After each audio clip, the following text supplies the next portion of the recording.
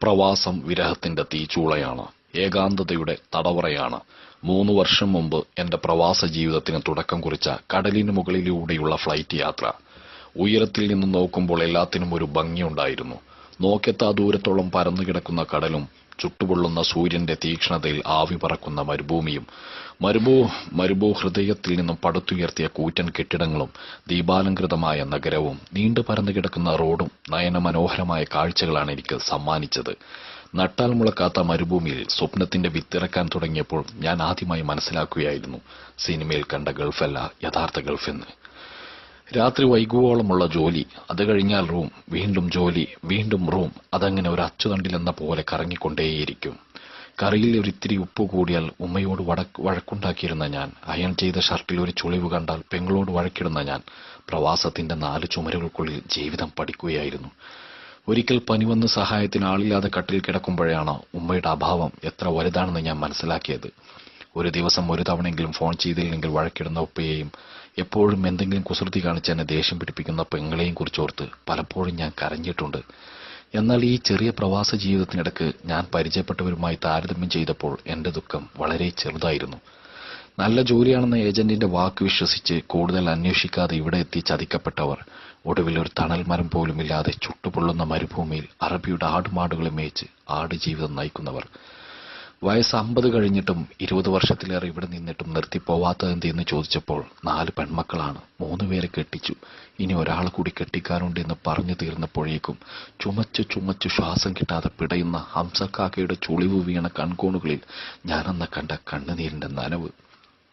കുട്ടിക്കാലത്ത് തന്നെ ഉപ്പ മരിച്ചിട്ടും ജോലിക്ക് പോയി ഒരു കുറവുമില്ലാത്ത തന്നെ വളർത്തിയ സ്നേഹനിധിയായ ഉമ്മയുടെ വിയോഗം അറിഞ്ഞ് എന്റെ ഉമ്മയുടെ മുഖം അവസാനമായിട്ടൊന്ന് കാണാൻ പോലും പറ്റിയില്ലല്ലോ എന്ന് പറഞ്ഞ് കൊച്ചു കുഞ്ഞിനെ പോലെ പൊട്ടിക്കരഞ്ഞ മഞ്ചേരിക്കാരൻ അഷ്റഫ്.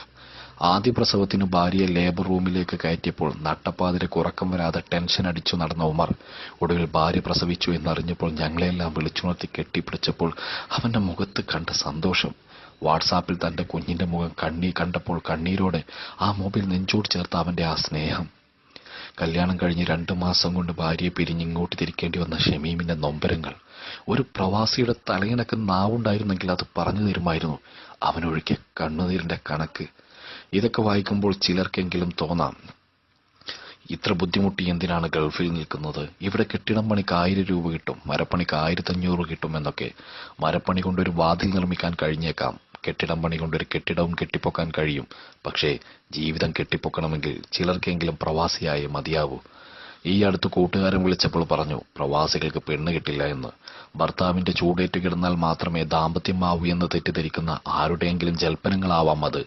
കാരണം തന്റെ യൗവനം ഈ മരുഭൂമിയിൽ പണയം വെച്ച് എല്ലാ സുഖങ്ങളും ത്യജിച്ച് തന്റെ കുടുംബത്തിന് വേണ്ടി അഹോരാത്രം അധ്വാനിക്കുന്ന പ്രവാസികളെക്കാൾ വലിയ ത്യാഗികളായിട്ട് ആരുണ്ട്? എങ്കിലും നാട്ടിലെ പല വാർത്തകൾ കേൾക്കുമ്പോഴും ഇവിടെയുള്ളവരുടെ നെഞ്ചിൽ തീയാണ്. പ്രിയ സുഹൃത്തെ, നിന്റെ ഓട്ടോയിൽ കയറുന്ന പെണ്ണിന്റെ ഭർത്താവ് ഗൾഫിലാണെന്ന് അറിയുമ്പോൾ, നിന്റെ മൊബൈൽ കടയിൽ റീചാർജ് ചെയ്യാൻ വരുന്ന പെണ്ണിന്റെ ഭർത്താവ് ഗൾഫിലാണെന്ന് അറിയുമ്പോൾ, നിന്റെ ബസ്സിൽ കയറുന്ന പെണ്ണിന്റെ ഭർത്താവ് ഗൾഫിലാണെന്ന് അറിയുമ്പോൾ, കാമം പിടിച്ച കണ്ണുകൾ കൊണ്ട് അവളെ ചൂഴ്ന്നു നോക്കുമ്പോൾ ഒന്നറിയുക, നിന്നെപ്പോലെ മച്ചയും മാംസവും വികാരവുമുള്ള ഭർത്താവ് അവൾക്കുമുണ്ടെന്ന്. ജീവിതം 2 അറ്റം കൂട്ടിമുട്ടിക്കാൻ വേണ്ടിയാണ് അയാൾ ഇവിടെ കഷ്ടപ്പെടുന്നതെന്നും.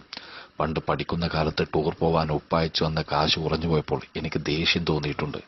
ഇന്ന് ഈ മരുഭൂമി മുഴുവൻ കറങ്ങിയിട്ടും പണം കായ്ക്കുന്ന മരം മാത്രം ഞാൻ കണ്ടില്ല. എരിയുന്ന വെയിലത്തും പൊരിയുന്ന ചൂടത്തും രാപ്പകൽ കഷ്ടപ്പെടുന്ന പ്രവാസിയുടെ വിയർപ്പിന്റെ വിലയാണതെന്ന് ഞാനിന്ന് മനസ്സിലാക്കുന്നു.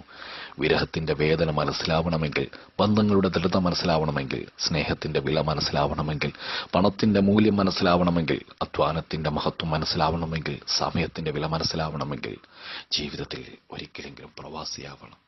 ജീവിതത്തിൽ ഒരിക്കലെങ്കിലും പ്രവാസിയാവണം. സ്റ്റോറി കോർട്ടസി ഷാഹുൽ മലയിൽ.